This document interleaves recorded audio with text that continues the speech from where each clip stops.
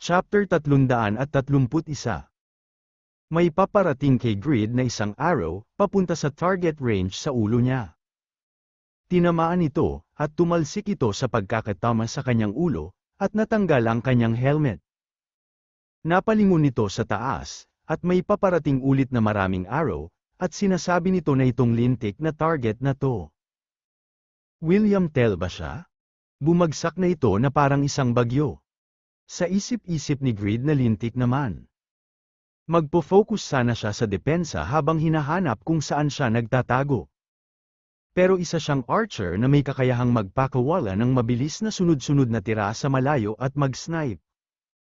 Sumisigaw at sinasabi ni Grid na hayaan niya lang siyang mahanap siya. At papatayin niya siya. Ginamit ni Grid ang Magic Detection, Enhanced Level 3. Sinasabi ng system na walang natukoy na mga target.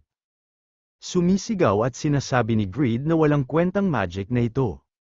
Nakangiting sinasabi ni Bram na kung nasa level 5 lang ang skill, kahit paano ay matutukoy nito ang presensya ng isang Death Knight. Ito ang nangyayari kapag nag-focus siya sa paggawa ng underwear sa halip na pagbutihin ang kanyang mahika. Hindi niya pinahalagahan ang intelligence. Napakunot ang mga mata ni Grid at sinasabi nito na kusang nabuo ang underwear habang gumagawa siya ng mga gamit, okay. May paparating ulit na maraming arrow, at sinasabi nito na paparating na naman ito. At inutusan nito ang mga God Hands na harangan nito ang nasa kanan. Kung iiwas siya patungo sa gilid na hinarangan ng mga God Hands, magkakaroon siya ng espasyo. Hindi pa tapos ang sinasabi nito, tinamaan na ito ng mga arrow. Sinasabi ng system na nakatanggap ka ng 42,300 na pinsala. Nagtataka at napapasuka ito ng dugo at sinasabi nito na ano ba yan? Pinsalang kayang tumagos sa armor, at tumatagos pa sa 3 layers. Walang katuturan yan. Hindi maaaring magkasama ang isang sniper rifle at isang machine gun. Kumalma lang siya. Habang mas malakas ang isang kakayahan, mas matindi rin dapat ang mga limitasyon nito. Ang kakayahang ito sa tumpak na pag-target, na tumatama sa mga vital point ay tiyak na isang skill na may cooldown. Mabuti na lang at mas matagal ang cooldown niya bilang Death Knight kaysa noong buhay pa siya, pero walang saysay ang pagsusuri rito kung hindi niya naman siya mahanap. Lintik, mahahanap agad siya ni Kraugle, kahit pa kailanganin niyang ibalik sa kanya ang palaso. Napaisip si Grid at sa isip-isip nito na tama iyan, kung si Kraugle sana yun. Hindi siya magrereklamo, at lubos na gagamitin ang mga kasanayang mayroon na siya. Sinasabi ni Bram na sa ganitong kapaligiran kung saan ikinukubli ng kagubatan at maging nanghuni ng mga ibon ang kinaroroonan ng kalaban, at iniiwan siyang walang kalaban-laban. Nakaisip na ba siya ng isang matalinong solusyon? Nakangiting sinasabi ni Grid na oo. Kaya naman dapat siyang makipagkaibigan sa taong masipag mag-aral. At sa isip-isip nito na isang katangiang sumasalungat sa anumang uri ng pag-atake. Sa madaling salita, nangangahulugan nito ng pagbabalik ng pag-atake sa pinag-uukulan nito. Umatake na ulit ang legendary archer at nag-aapoy ang kanyang palaso. Nakangiting sinasabi ni Grid na sa tingin niya, mamamatay siya kapag tumama ito sa kanya, kaya sa kanya na lang. Ginamit ni Grid ang revolve at binalik nito ang atake ng legendary archer, at gumamit ito ng fly, at inactivate nito ang alarm, at sinasabi nito na maglagay ng magic missile. Ilabas ito ng diretso sa harap sa loob ng 3 segundo. Kung susundan niya ang pag-ataking sinalag niya. Nakatago sa gitna ng masukal na kagubatan at malalakas na huni ng ibon, makikita niya ang kalaban. Phobia, Death Knight. Inatake na nito ni Grid at ginamit nito ang magic missile. At tumakbo naman dito ang Death Knight na si Phobia. Agad-agad naman umatake si Grid at sinasabi nito na nakikita niya na ang kalaban. At ginamit nito ang pagma-swordsmanship, link. Madali lang naman naiiwasan nito ng Death Knight na si Phobia, at pumunta ito sa target range ng poste. At agad itong nagpakawala ng isang atake. Nagulat naman dito si Grid at sa isip-isip nito na ang liksi upang umiwas sa bawat pag-ulan ng mga pagsabog, at ang balanse upang mamana habang nasa ere. Hindi siya tinawag na legendary archer nang walang dahilan. Napakahusay niya. Gumamit si Grid ng unstoppable advance, at quick movements para iwasan ang mga pag-atake nito, at gumamit ito ng Blacksmith Rage para atakehin naman ito. At gumamit ito ng Red Lightning. Ang pulang kidlat ay nagliliyab sa kalangitan, at parang nahihirapan itong huminga, naglalabas ng kidlat at Black Flame ang pulang nagbabagang talam. Ang walang humpay na kombinasyon ng sword dances, at normal na pag-atake ay nag-uukit ng mga landas sa kagubatan at mga bangin. Sinasabi ng system na nagdulot ka ng 18,770, 20,730, 22,500, 23,450 na pinsala. Ang espada na muling bumabangon sa pamamagitan ng God's Command, ay tila mga pangil ng isang mabangis na hayop na walang humpay na sumasakmal sa leeg ng napili nitong biktima. Kalaunan ay inirecord ni Stick ang laban ng Batang Alamat sa ganoong paraan. Marahil ay instinct ito ng isang dakilang pantas na nabuhay ng daan-daang taon. Sa isip-isip ni Stick na nagkaroon na ba ng ganoong tao sa mga alamat ng nakaraan, na ang bawat kilos ay elegante. Isang alamat na ganito kabastos at ganito katindi ang pagkapit. Napapasigaw naman si Grid nang inatake siya sa malapitan. Sa isip-isip ni Grid na patuloy pa rin siya nagka-counter-attack kahit sa matinding pag-atake niya.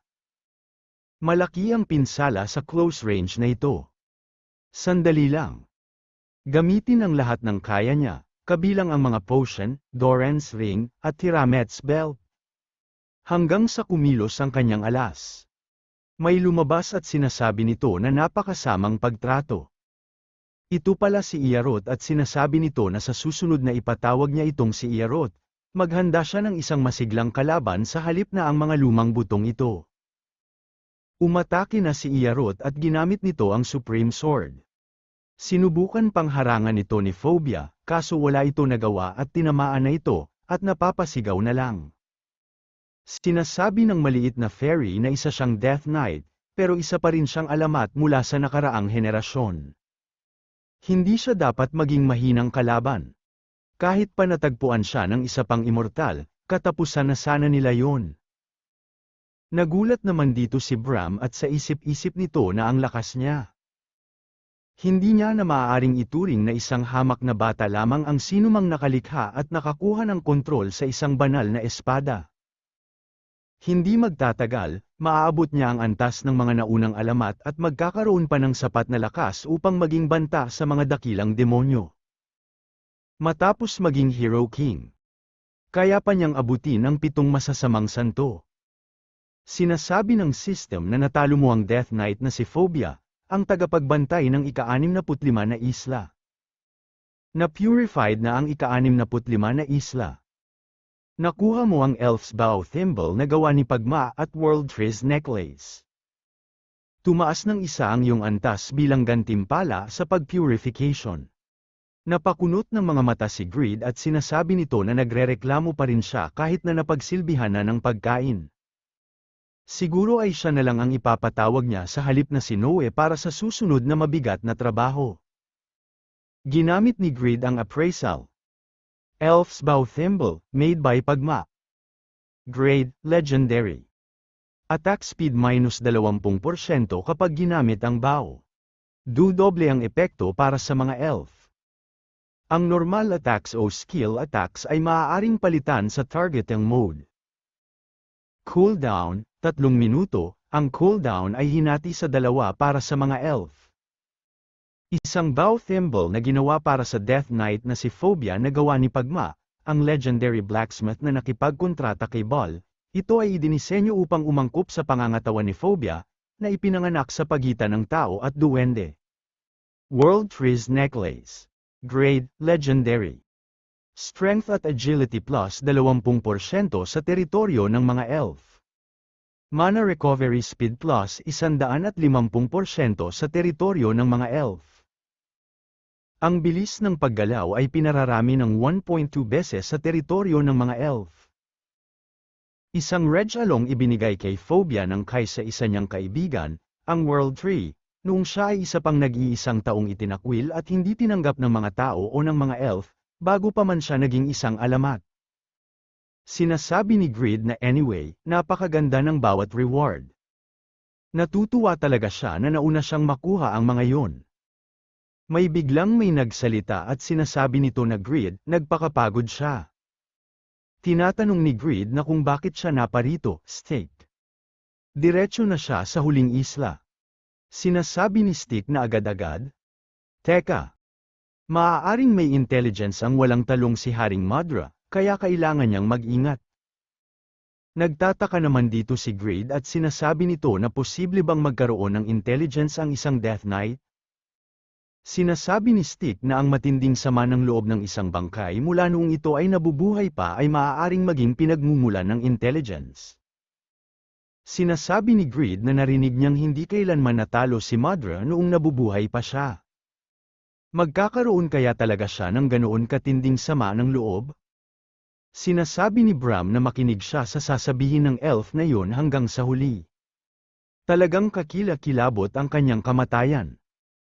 Sinasabi ni Stick na pinatay ang hindi natatalong haring si Madra. Ang salarin ay si Prinsipe Rajandra. Siya ang mismong anak ng hari na hindi pa natatalo. Nagulat naman dito si Grid at sinasabi nito na ang anak niya. Kahit pa kinasusuklaman niya ang kanyang ama, paano niya nagawa yun? Sinasabi ni Stick na hindi ito puot. Higit kaninuman ay iginagalang at minamahal ng prinsipe ang kanyang ama. Gayunpaman, naniniwala si Haring Madra na ang kanyang dakilang kapangyarihan ay maaaring maprotektahan ang kaharian magpakailanman, at ang prinsipe, na nakaunawang hindi magtatagal ng habang buhay ang lakas ng tao, ay walang ibang pagpipilian kundi pigilan siya. Noong panahong yon, sapat ang lakas ni Madra upang pukawin ang Seheran at magdulot ng walang katapusang mga pagsalakay mula sa imperyo. Lalong lumawak ang katanyagan ni Madra sa bawat digmaan, ngunit patuloy na nagkakawatak-watak ang buhay ng mga mamamayan.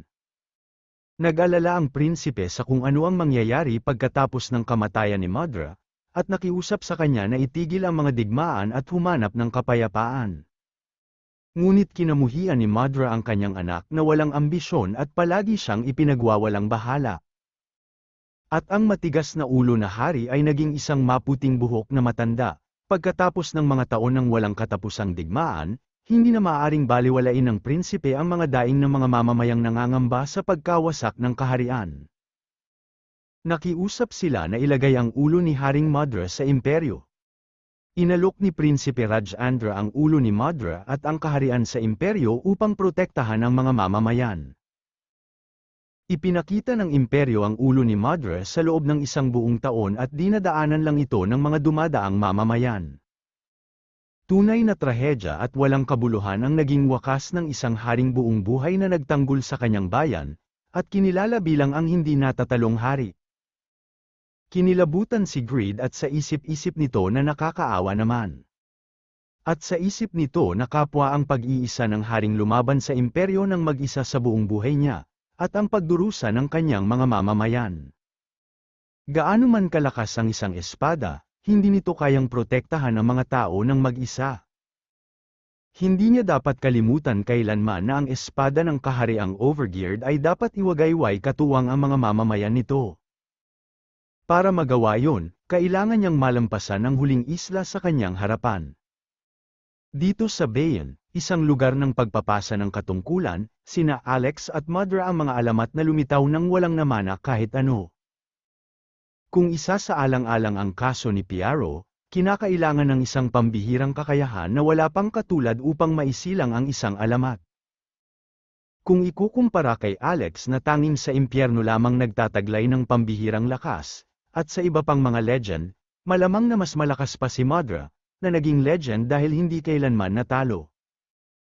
Nakangiting sinasabi ni Grid na kahit sa isang pagtatansya lang, masasabi niyang siya ang pinakamalakas na final boss. Sulit na ibigay sa kanya ang unang pagkatalo sa kanyang buong buhay.